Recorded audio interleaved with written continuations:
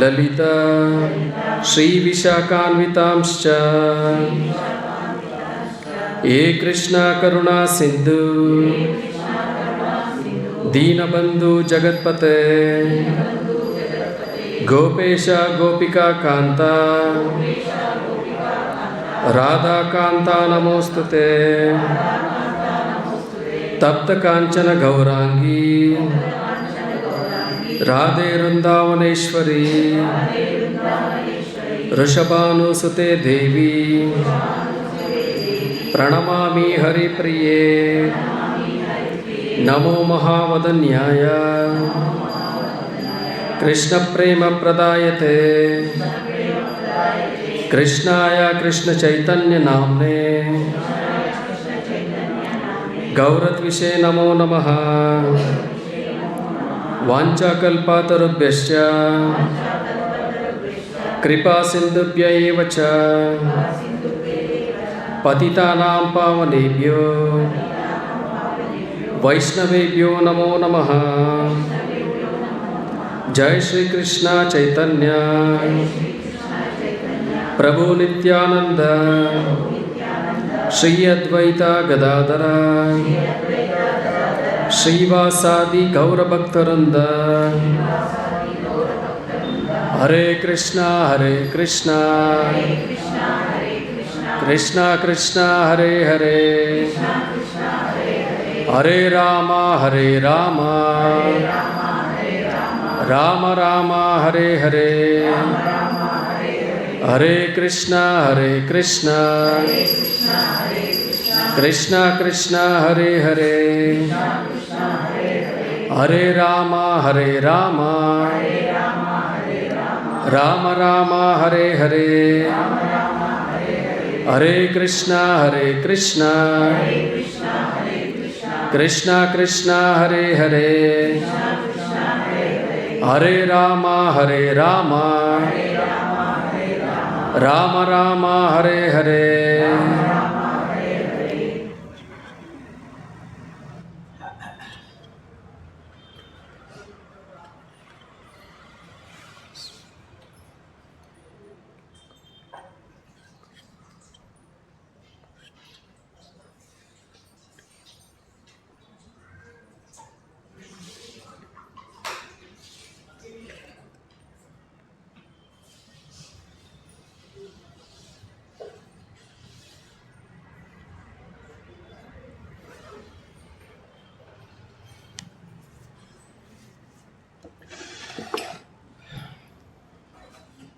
ಹರೇ ಕೃಷ್ಣ.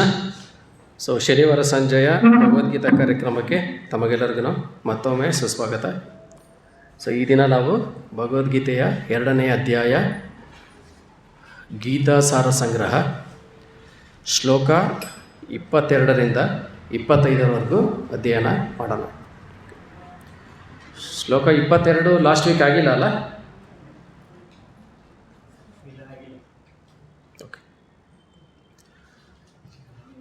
ವಾಸಾಂಸಿ ಜೀರ್ಣಾನಿ ಯಥಾ ವಿಹಾಯ ವಾಸಾಂಸಿ ಜೀರ್ಣಾನಿ ಯಥಾ ವಿಹಾಯ ನವಾನಿ ಗೃಹ್ಣಾತಿ ನರೋಪರಾಣಿ ನವಾನಿ ಗೃಹ್ಣಾತಿ ನರೋಪರಾಣಿ ತಥಾ ಶರೀರಾಣಿ ವಿಹಾಯ ಜೀರ್ಣಾನಿ ತಥಾ ಶರೀರಾಣಿ ವಿಹಾಯ ಜೀರ್ಣಾನಿ ಅನ್ಯಾನಿ ಸಂಯಾತಿ ನವಾನಿ ದೇಹಿ ಅನ್ಯಾನಿ ಸಂಯಾತಿ ನವಾನಿ ದೇಹಿ ವಾಸಾಂಸಿ ಜೀರ್ಣಾನಿ ಯಥಾ ವಿಹಾಯ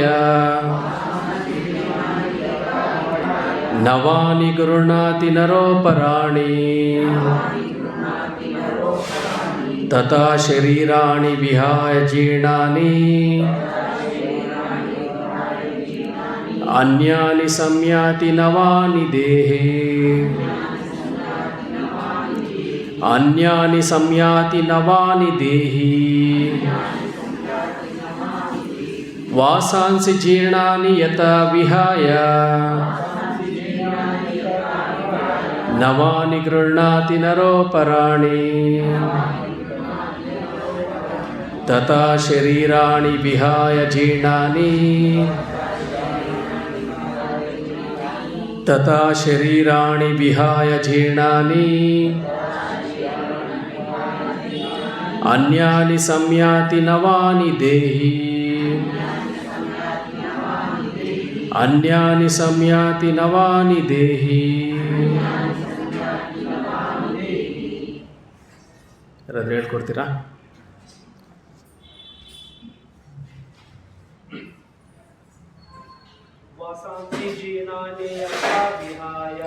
ವಾಸಾಂಸಿ ಜೀರ್ಣಾನಿ ಯಥಾ ವಿಹಾಯ ನವಾನಿ ಗೃಹ್ಣಾತಿ ನರೋಪರಾಣಿ ತಥಾ ಶರೀರಾಣಿ ವಿಹಾಯ ಜೀರ್ಣಾನಿ ಅನ್ಯಾನಿ ಸಂಯಾತಿ ನವಾನಿ ದೇಹಿ.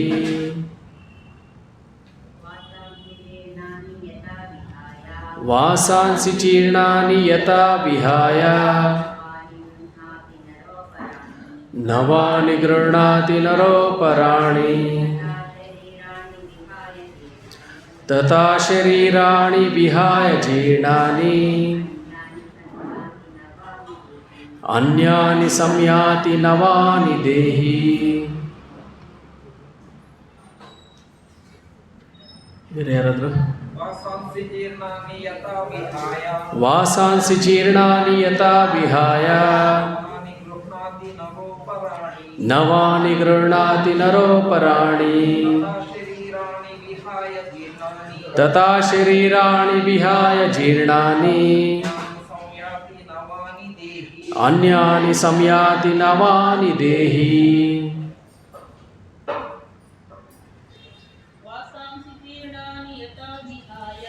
ವಾಸಾಂಸಿ ಜೀರ್ಣಾನಿ ಯಥಾ ವಿಹಾಯ ನವಾನಿ ಗೃಹ್ಣಾತಿ ನರೋಪರಾಣಿ ತಥಾ ಶರೀರಾಣಿ ವಿಹಾಯ ಜೀರ್ಣಾನಿ ಅನ್ಯಾನಿ ಸಂಯಾತಿ ನವಾನಿ ದೇಹಿ.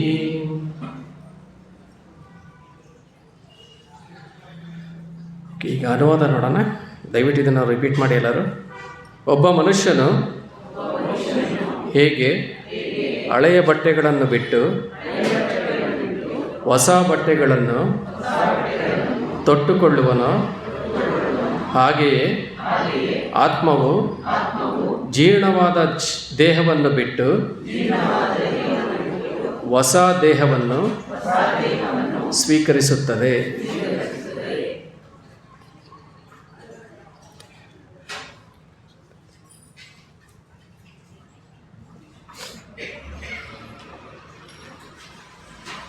ನಾವೀಗ ಭಗವದ್ಗೀತೆಯ 2ನೇ ಅಧ್ಯಾಯ ಕೃಷ್ಣ ನಮಗೆ ಅಂದರೆ ಅರ್ಜುನನ ಮೂಲಕ ನಮಗೆಲ್ಲರಿಗೂ ಉಪದೇಶ ಮಾಡೋದಕ್ಕೆ ಶುರು ಮಾಡಿದ್ದಾರೆ.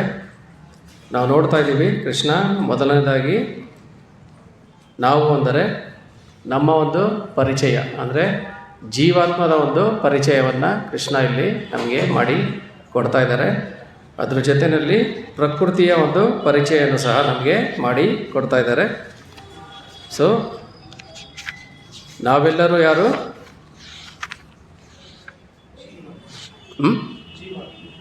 ಜೀವಾತ್ಮರು. ನಾವೆಲ್ಲರೂ ಈ ದೇಹ ಅಲ್ಲ, ಈ ದೇಹದಲ್ಲಿ ವಾಸ ಮಾಡುವಂತಹ ಜೀವಾತ್ಮರು. ಸೊ ಜೀವಾತ್ಮ ಯಾವ ರೀತಿ ಇರುತ್ತೆ ಅನ್ನೋದನ್ನು ನಮಗೆ ಅನೇಕ ಶ್ಲೋಕಗಳಲ್ಲಿ ಭಗವಂತ ನಮಗೆ ತಿಳಿಸಿ ಕೊಡ್ತಾ ಇದ್ದಾರೆ. ಸೊ ಮೊದಲನೇ ಶ್ಲೋಕ, ನತ್ವೇವಾಹಂ ಜಾತುನಾಸಂ ನತ್ವಂ ನೇಮೆ ಜನಾಧಿಪಾಹ ನಚೈವ ನ ಭವಿಷ್ಯಾಮಹ ಸರ್ವೇ ವಯಮತಃ ಪರಂ. ಅಂದರೆ ಈ ಒಂದು ಜೀವಾತ್ಮ ಇರಲಿಲ್ಲ ಎನ್ನುವಂಥ ಒಂದು ಕಾಲನೇ ಇರಲಿಲ್ಲ.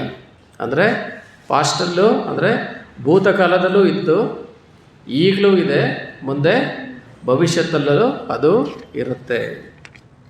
ಅದಾದಮೇಲೆ ಮುಂದಿನ ಒಂದು ಶ್ಲೋಕದಲ್ಲಿ ದೇಹಿನೋ ಅಸ್ಮಿನ್ ಯಥಾ ದೇಹೆ ಕೌಮಾರಂ ಯೌವನಂ ಜರ ತಥಾ ದೇಹಾಂತರ ಪ್ರಾಪ್ತಿರ್ ಧೀರಸ್ತತ್ರ ನಮೋಹಿಯತಿ.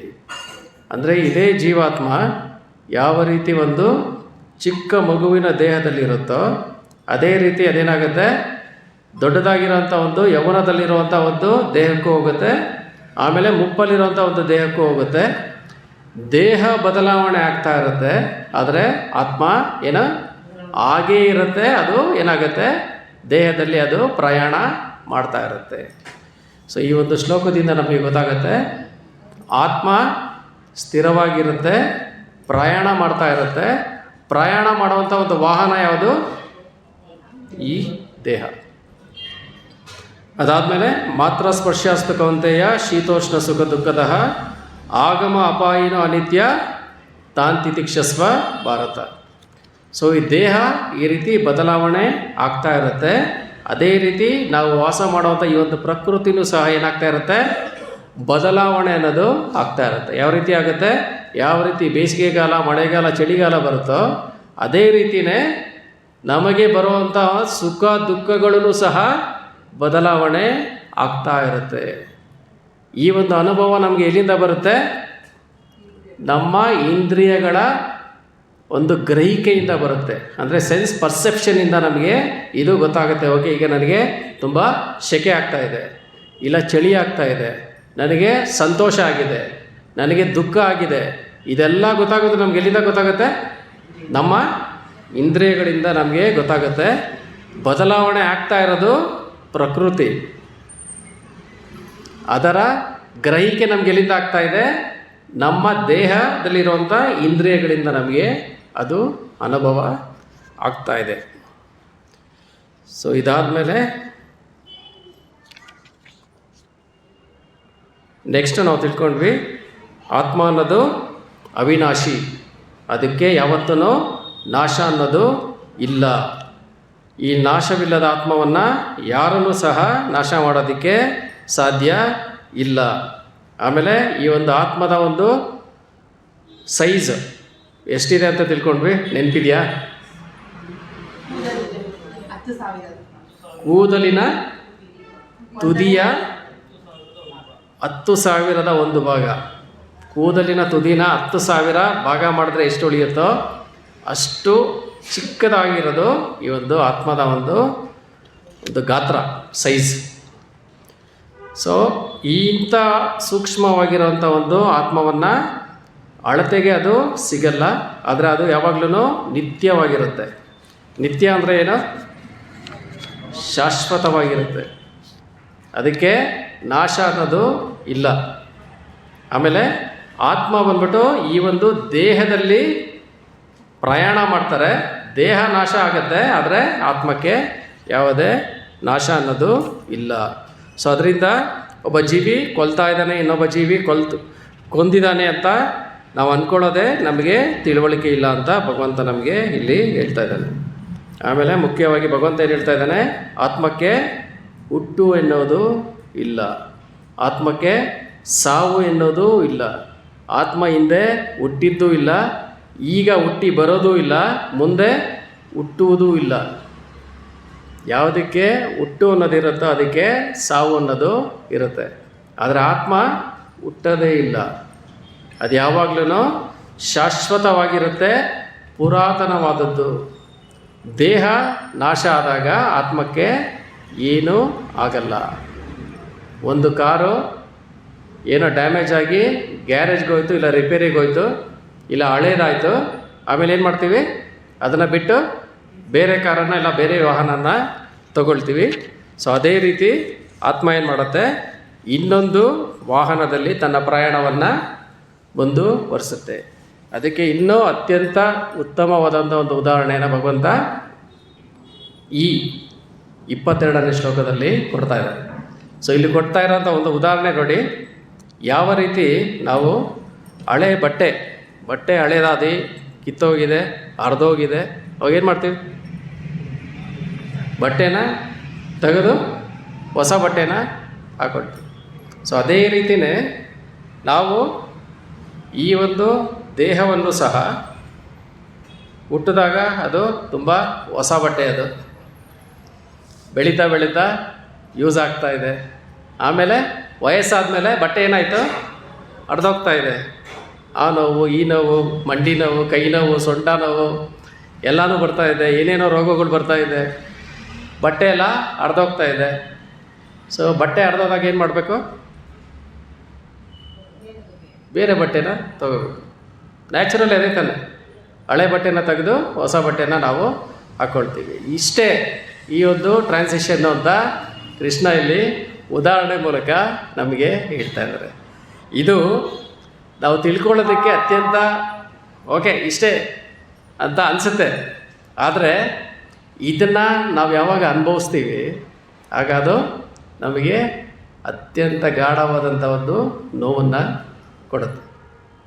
ಆ ಒಂದು ನೋವು ಎಲ್ಲಿಂದ ಬರುತ್ತೆ, ನಮ್ಮ ಇಂದ್ರಿಯಗಳ ಗ್ರಹಿಕೆಯಿಂದ. ಆ ಒಂದು ಇಂದ್ರಿಯಗಳ ಗ್ರಹಿಕೆಯಿಂದ ಮನಸ್ಸು ನಮಗೆ ಯಾವ ರೀತಿ ಡೈರೆಕ್ಷನ್ ಕೊಡುತ್ತೋ ಅದರಿಂದ ನಮಗೆ ನೋವು ಅನ್ನೋದು ಬರುತ್ತೆ, ಇಲ್ಲ ಸುಖ ಅನ್ನೋದು ಬರುತ್ತೆ, ದುಃಖ ಅನ್ನೋದು ಬರುತ್ತೆ. ಸೊ ಇದು ಆತ್ಮ ಯಾವಾಗಲೂ ಆನಂದಮಯವಾಗಿ ಇರುತ್ತೆ. ಆದರೆ ನಾವು ಈ ದೇಹದಲ್ಲಿ ಇದ್ದು ದೇಹದ ಜೊತೆ ನಾವು ಏನು ಮಾಡ್ತಾಯಿದ್ದೀವಿ, ನಮ್ಮನ್ನು ನಾವು ನಾನೇ ಇದು ಅಂತ ಅಂದ್ಕೊಳ್ತಾ ಇದ್ದೀವಿ. ಅದರಿಂದ ಏನಾಗುತ್ತೆ, ದೇಹಕ್ಕೆ ಆಗೋದೆಲ್ಲ ನನಗಾಗ್ತಾ ಇದೆ ಅಂತ ನಮಗೆ ಅನಿಸುತ್ತೆ. ಇದು ಯಾವ ರೀತಿ ಅಂದರೆ, ನೀವು ಒಂದು ಸಾರಿ ಒಂದು ಸಿನಿಮಾ ಹಾಲಲ್ಲಿ ಕೂತಿದ್ದೀರಾ, ಸಿನಿಮಾದಲ್ಲಿ ಏನೋ ಒಂದು ಪಾತ್ರಗಳು ನಟನೆ ಮಾಡ್ತಾ ಇದೆ ಅಂತ ನಮಗೆಲ್ಲರಿಗೂ ಗೊತ್ತು, ನಾವೇ ದುಡ್ಡು ಕೊಟ್ಟು ಹೋಗಿ ಅಲ್ಲಿ ಕೂತಿದ್ದೀವಿ. ಅದು ಡ್ರಾಮಾ ಅಂತ ಗೊತ್ತು, ಆ್ಯಕ್ಟಿಂಗ್ ಅಂತ ಎಲ್ಲರಿಗೂ ಗೊತ್ತು. ಆದ್ರೂ ಆ ಒಂದು ಪಾತ್ರದಲ್ಲಿ ಯಾವಾಗ ಆ ಒಂದು ಸನ್ನಿವೇಶ ಬರುತ್ತೆ, ತುಂಬ ಒಂದು ಸ್ಯಾಡ್ ಆಗಿರೋಂಥ ಒಂದು ಸನ್ನಿವೇಶ ಬರುತ್ತೆ, ತುಂಬ ಫೀಲಿಂಗ್ ಆಗಿರೋ ಸನ್ನಿವೇಶ ಬರುತ್ತೆ, ನಮಗೂ ಕಣ್ಣಲ್ಲಿ ನೀರು ಬರೋದಕ್ಕೆ ಸ್ಟಾರ್ಟ್ ಆಗುತ್ತೆ. ಇಲ್ಲ ಯಾವಾಗ ಫುಲ್ ಹ್ಯಾಪಿ ಸಿಚುವೇಶನ್ ಇದ್ದಾಗ ಏನಾಗುತ್ತೆ, ನಮಗೂ ಒಂಥರ ಖುಷಿ ಆಗುತ್ತೆ. ನಮಗೆ ಗೊತ್ತಿದೆ ಇದು ಆ್ಯಕ್ಟಿಂಗ್, ಡ್ರಾಮಾ, ನಾನು ಬಂದು ಕೂತಿರೋದೇ ಅವ್ರು ಆ್ಯಕ್ಟಿಂಗ್ ನೋಡೋದಕ್ಕೆ ಅಂತ. ನಾನು ದುಡ್ಡು ಕೊಟ್ಟು ಬಂದು ನಾನು ಕೂತಿದ್ದೀನಿ. ಆದ್ರೂ ಆ ಒಂದು ಸಂದರ್ಭದಲ್ಲಿ ಏನಾಗುತ್ತೆ, ನಾನು ಆ ಒಂದು ಪಾತ್ರದ ಜೊತೆ ನನ್ನನ್ನು ನಾನು ಸಮೀಕರಣ ಮಾಡ್ಕೊತೀನಿ. ಕಡೆಗೆ ನಾನೇನು ಮಾಡ್ತೀನಿ, ಇದಕ್ಕಿದ್ದಂಗೆ ನಗ್ತೀನಿ, ಇಲ್ಲಾಂದರೆ ಅಯ್ಯೋ ಅಂತ ಬೇಜಾರು ಮಾಡ್ಕೊತೀನಿ. ಆಮೇಲೆ ಥಿಯೇಟ್ರಿಂದ ಹೊರಗಡೆ ಬಂದಮೇಲೆ ಮತ್ತೆ ನಾರ್ಮಲ್ ಆಗಿ ನಾವು ಹೋಗ್ತೀವಿ. ಸೊ ಈ ರೀತಿ ಯಾವಾಗ ಒಂದು ಜೀವಾತ್ಮ ಆತ್ಮ ಬಂದ್ಬಿಟ್ಟು ಈ ಒಂದು ದೇಹದಲ್ಲಿ ಯಾವಾಗ ವಾಸ ಮಾಡ್ತಾ ಇರುತ್ತೆ, ಈ ದೇಹ ಮತ್ತು ಇದಕ್ಕೆ ಸಂಬಂಧಪಟ್ಟವರ ಜೊತೆ ಏನೆಲ್ಲ ಒಂದು ವ್ಯವಹಾರಗಳಾಗುತ್ತೆ ಅದನ್ನು ಸಹ ಆ ಒಂದು ಸಿನಿಮಾ ಥರ ನಾವು ನೋಡ್ತೀವಿ, ದುಃಖನೂ ಪಡ್ತೀವಿ, ಸುಖನೂ ಪಡ್ತೀವಿ. ಈ ರೀತಿ ನಮ್ಮ ಪ್ರಯಾಣವನ್ನು ಮುಂದುವರಿಸ್ಕೊಂಡು ಹೋಗ್ತಾಯಿದೆ. ಸೊ ನಮಗೆ ಯಾವಾಗ ಜ್ಞಾನ ಅನ್ನೋದು ಇರುತ್ತೆ, ಈ ಭಗವದ್ಗೀತಾ ಜ್ಞಾನ ಇರುತ್ತೆ, ಆವಾಗ ಏನು ಮಾಡ್ಬೋದು, ಇದು ಸಿನಿಮಾ ಅನ್ನೋದು ನಮಗೆ, ಇದು ಡ್ರಾಮಾ ಅನ್ನೋದು ನಮಗೆ ನೀಟಾಗಿ ಗೊತ್ತಾಗುತ್ತೆ. ಜ್ಞಾನ ಇಲ್ಲ ಅಂದರೆ ಏನಾಗುತ್ತೆ, ಅದೇ ನಾನು ಅಂದ್ಕೊಂಡು ನಾನು ಅಲ್ಲೇ ಕೂತ್ಕೊಂಡು ಸಿನಿಮಾ ಹಾಲಲ್ಲೇ ಅಳ್ತಾನೆ ಇರ್ತೀನಿ. ಅದರಿಂದ ಹೊರಗಡೆ ಬರೋಕ್ಕೆ ಆಗಲ್ಲ. ಕಡೆಗೆ ಅಲ್ಲಿ ಯಾರೋ ಸತ್ರು ಅಂತ ನಾನು ಬೇಕಾದರೆ ನಾನು ಸತ್ತೋಗ್ಬಿಡ್ತೀನಪ್ಪ, ನನ್ನ ಜೀವನನೇ ಇಷ್ಟು ಅಂತ ನಮಗೆ ಆ ಥರ ಅನಿಸುತ್ತೆ. ಸೊ ಈ ರೀತಿ ಜ್ಞಾನ ನಮ್ಮಲ್ಲಿ ಇಲ್ಲ ಅಂದರೆ ಏನಾಗುತ್ತೆ, ಅದು ನಮ್ಮನ್ನು ಅಜ್ಞಾನವನ್ನು ಅದಕ್ಕೇ ತಮಸ್ಸಿಗೆ ಹೋಲಿಸ್ತದೆ, ಅಂಧಕಾರ. ಅದು ನಮಗೆ ಯಾವತ್ತೂ ನಮಗೆ ಒಳ್ಳೆಯದು ಮಾಡಲ್ಲ. ಜ್ಞಾನದ ಬೆಳಕಿಂದನೇ ನಾವು ಮುಂದಕ್ಕೆ ಪ್ರಯಾಣವನ್ನು ನಾವು ಮಾಡೋದಕ್ಕೆ ಸಾಧ್ಯ. ಸೊ ಪ್ರತಿಯೊಬ್ಬರೂ ಈ ಒಂದು ಪ್ರಪಂಚದಲ್ಲಿ ನಿಮ್ಗೆಲ್ಲರಿಗೂ ಆಶ್ಚರ್ಯ ಆಗ್ಬೋದು, ಇದೇನಪ್ಪ ಕೃಷ್ಣ ಬರೀ ಆತ್ಮದ ಬಗ್ಗೆನೇ ಇಷ್ಟೊಂದು ಶ್ಲೋಕಗಳನ್ನ ಇಷ್ಟೊಂದು ಕಥೆಗಳನ್ನ ಹೇಳಿದ್ದನ್ನೇ ಹೇಳ್ತಾವ್ರಲ್ಲ ಅಂತ. ಅದನ್ನು ಹಿಂಗೆ ಹಿಂಗೆ ಹಿಂಗೆ ಈ ರೀತಿಯೆಲ್ಲ ಹೇಳ್ತಾವ್ರೆ. ಸುಮ್ಮನೆ ಒಂದು ಲೈನಲ್ಲಿ ಹೇಳಿದ್ರೆ ಆಯಿತು, ನಾನು ದೇಹ ನೀನು ಆತ್ಮ, ಮುಗೀತು ನಿಂದು ಕತೆ ಅಂತ. ಹೌದು ತಾನೆ? ಇಷ್ಟೊಂದು ಏನಕ್ಕೆ ಅಷ್ಟೊಂದು ಹೇಳ್ತಾ ಇದ್ದಾರೆ ಅಂತ. ನಮ್ಗೆ ಇಷ್ಟೆಲ್ಲ ಹೇಳಿದ್ರು ನಾವು ಈಗಲೂ ಜೀವನ ಮಾಡೋದು ಏನಂತ ಮಾಡ್ತೀವಿ, ನಾನು ದೇಹ ಅಂತಲೇ ಜೀವನ ಮಾಡೋದು. ನಾವು ಮಾಡೋವಂಥ ಪ್ರತಿಯೊಂದು ಆಲೋಚನೆ, ನಾವು ಮಾಡೋವಂಥ ಪ್ರತಿಯೊಂದು ಕೆಲಸ, ನಾವು ಆಡೋವಂಥ ಪ್ರತಿಯೊಂದು ಮಾತು ಅದು ಯಾವುದ್ರಲ್ಲಿರುತ್ತೆ, ಈ ದೇಹದ ಒಂದು ಭಾವನೆಯಲ್ಲೇ ಅದು ಇರುತ್ತೆ. ಅದು ಯಾವತ್ತೂ ಬದಲಾವಣೆ ಆಗೋದೇ ಇಲ್ಲ. ಅದಕ್ಕೆ ತಿಳ್ಕೊಳ್ಳೋದು ಬೇರೆ, ಸಾಕ್ಷಾತ್ಕಾರ ಮಾಡ್ಕೊಳ್ಳೋದು ಬೇರೆ. ನಾನು ಈ ದೇಹ ಅಲ್ಲ ಆತ್ಮ ಅಂತ ತಿಳ್ಕೊಂಡೆ, ಓಕೆ, ನೋಯಿಂಗ್ ಗೊತ್ತಾಯಿತು ನನಗೆ. ಆದರೆ ಸಾಕ್ಷಾತ್ಕಾರ ಮಾಡ್ಕೊಳ್ಳೋದಂದ್ರೆ ಏನು? ಆ ರೀತಿ ಜೀವನವನ್ನು ಮಾಡೋದು. ಅಂದರೆ knowing is different, realisation is different. ನಾನು ಆತ್ಮ ಅಂತ ಜೀವನ ಮಾಡೋದನ್ನು ಏನು ಮಾಡಬೇಕು? ನಾವು ಸಾಕ್ಷಾತ್ಕಾರ ಮಾಡಿಕೊಂಡ್ರೇ ಆಗೋದು. ಅದಕ್ಕೆ ನಾವೇನು ಮಾಡಬೇಕು? ಪ್ರಾಕ್ಟೀಸ್ ಮಾಡಿ ಮಾಡಿ ಮಾಡಿ ಮಾಡಿ ಮಾಡಿ ಅದನ್ನು ನಮ್ಮ ಜೀವನದಲ್ಲಿ ಅಳವಡಿಸ್ಕೋಬೇಕು. ಇಲ್ಲಾಂದರೆ ಪ್ರತಿಯೊಂದು ಹಂತದಲ್ಲೂ ನಾವೇನೇ ಆಗಿರ್ತೀವಿ, ಓಕೆ ನನಗೆ ಗೊತ್ತು ಇದು ABCD, ಅದೇ ರೀತಿ ನನಗೂ ಗೊತ್ತು ನಾನು ಈ ದೇಹ ಅಲ್ಲ, ನಾನು ಆತ್ಮ ಅಂತ. ಆದರೆ ಜೀವನ ಮಾಡೋ ರೀತಿ ಎಲ್ಲ ಏನಾಗಿರುತ್ತೆ? ಈ ದೇಹನೇ ಅಂತ ನಾವು ಜೀವನನ ಮಾಡ್ತಾ ಇರ್ತೀವಿ. ಸೊ ನಿಮ್ಗೆಲ್ಲರಿಗೂ ಅನ್ನಿಸ್ತಾ ಇರ್ಬೋದು, ಓಕೆ ಭಗವದ್ಗೀತೆ ಕ್ಲಾಸಿಗೆ ಬರ್ತಾಯಿದ್ದೀನಿ, ಕೃಷ್ಣ ಹೇಳ್ತಾ ಇದ್ದಾನೆ, ಮೊದಲನೇದು ಪಾಠ ಹೇಳ್ತಾ ಇದ್ದಾರೆ, ನಾನು ಈ ದೇಹ ಅಲ್ಲ ಆತ್ಮ ಅಂತ. ಇದಿಷ್ಟೇ, ಇದನ್ನೇ ಕೂತ್ಕೊಂಡು ಶ್ಲೋಕ ಮೇಲೆ ಶ್ಲೋಕ, ವಾರದ ಮೇಲೆ ವಾರ ಬರೀ ಇದನ್ನೇ ಹೇಳ್ತಾ ಇದ್ದೀರಾ ನೀವು ಅಂತ. ಆದರೆ ಕೃಷ್ಣ ಏನಕ್ಕೆ ಇದನ್ನು ಹೇಳ್ತಾ ಇದ್ದಾರೆ ಅಂದರೆ, ನಾವು ಬರೀ ತಿಳ್ಕೊಳ್ಳೋದಷ್ಟೇ ಅಲ್ಲ, ಅದನ್ನು ಸಾಕ್ಷಾತ್ಕಾರ ಮಾಡುವಂಥ ಹಂತಕ್ಕೆ ನಮ್ಮನ್ನು ಕರ್ಕೊಂಡು ಹೋಗಬೇಕು. ಆವಾಗ ನಮ್ಮ ಜೀವನ ಸಾರ್ಥಕ ಆಗುತ್ತೆ.